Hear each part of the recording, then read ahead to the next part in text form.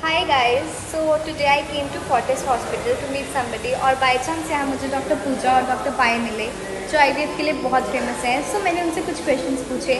So stay tune to know what did I ask them. Hi doctor Puja.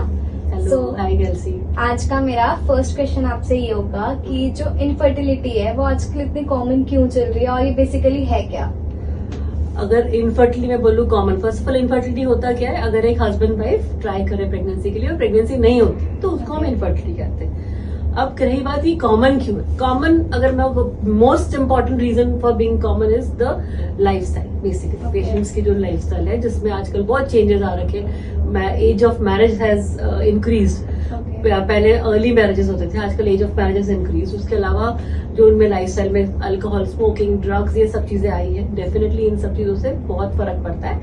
And stress, जो mental और physical stress जो patients ज्यादा ले रहे हैं लोग आजकल, उस वजह से भी इनफर्टिलिटी बढ़ती है. इसके अलावा और मेडिकल कॉजेज बहुत सारे हैं जो तो पेशेंट अगर हमारे पास आए उन्हें हमसे बात करें तो डेफिनेटली हम मेडिकल कॉजेज बता सकते हैं. ओके.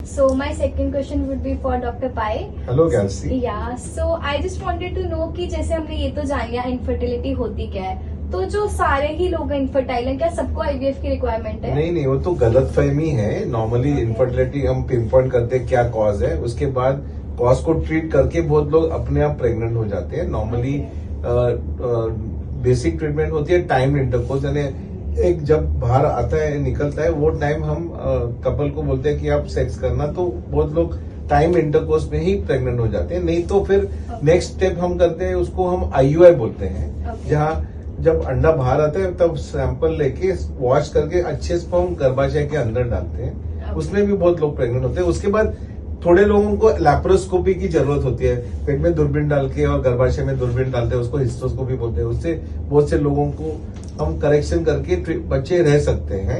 पर अल्टीमेटली कुछ भी नहीं हुआ, फेल हो गया, तो फिर हम IVF करते हैं. तो सिर्फ 20% लोगों को IVF की जरूरत है.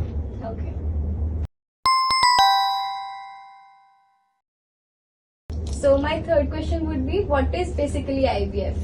सी गर्ल्सी, IVF मतलब इन विट्रो फर्टिलाइजेशन, मतलब बॉडी से बाहर फर्टिलाइजेशन, लैब में फर्टिलाइजेशन. उसका एक सिंपल प्रोसीजर होता है जिसमें कुछ दिनों के इंजेक्शन होते हैं जो लेडी को देना है. It's a very simple procedure. वो इंजेक्शन देके जब एग्स रेडी होते हैं तो बेहोश करके अंडे निकाल लिया. माइल्ड एनेस्थीसिया देके अंडे निकाल लिए जाते हैं. बाहर लैब में फर्टिलाइजेशन होता है. एक अंडे के अंदर एक स्पर्म को इंजेक्ट करके फर्टिलाइजेशन करते हैं और फिर जब एम्ब्रियोज रेडी होते हैं तो हम उसको इंजेक्ट कर देते हैं यूट्रस के अंदर. हम अगर एक्स्ट्रा एम्ब्रियोज होते हैं तो वो एक्स्ट्रा एम्ब्रियोज को हम फ्रीज करके रख सकते हैं ताकि गॉड फॉरबिड प्रेगनेंसी ना हो तो हम सेकेंड अटेम्प्ट कर सकते हैं. या अगर प्रेगनेंसी हो जाए जो हम सब चाहते हैं तो हम 2 या 3 साल बाद वो अपना सेकेंड बेबी भी उन्हीं एम्ब्रियोज से प्लान कर सकते हैं.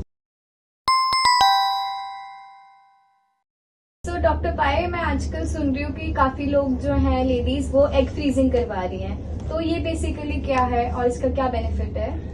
आजकल ना गैल्सी, जो लेडीज होती है बहुत से उनको अच्छा पार्टनर नहीं मिलता है तो वो लोग ना शादी करना नहीं चाहती है. और वो जब शादी हो जाती है तो उम्र बहुत ज्यादा हो जाती है तो एक क्वालिटी खराब हो जाती है तो प्रेगनेंसी नहीं होती है. इसलिए क्या करते हैं, जब वो यंग होते हैं तभी वो एग्स निकाल के वो फ्रीज करके हम स्टोर करके रख सकते हैं. लेटर ऑन 5-10 बरस के बाद वो जो स्टोर्ड एग्स है वो निकाल के फर्टिलाइज करके बच्चे बना के वो गर्भाशय में डाल के प्रेगनेंसी अचीव कर सकते हैं. और ये जो है वो टेक्निक आजकल कैंसर पेशेंट में भी यूज करते हैं. यंग पेशेंट जिनको कैंसर होता है उनको दवा देने के पहले एग फ्रीज करके रखते हैं और बाद में ट्रीटमेंट होने के बाद वो फ्रोजन एग्स यूज कर सकते हैं.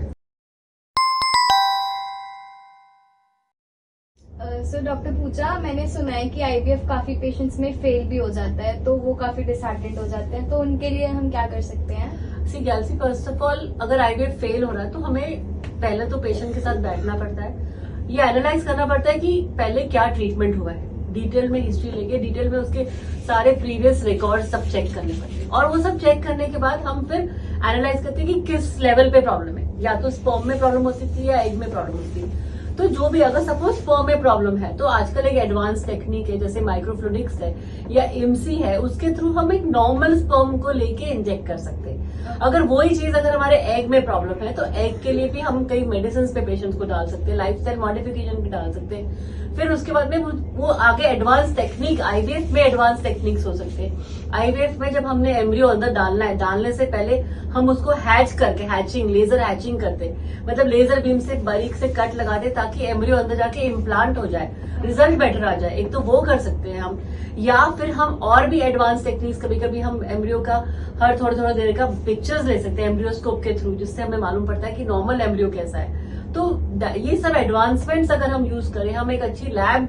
में चुन के, अच्छे लैब को चुन के अच्छी तरह से उनको एडवांसमेंट्स और सारे टेक्निक्स यूज करें, तो definitely success rate around understanding के साथ ये चलना चाहिए कि कम से कम 3 या 4 अटेम्प्ट्स में ऑलमोस्ट 80-85% लोगों की प्रेगनेंसी ठहर सकती है।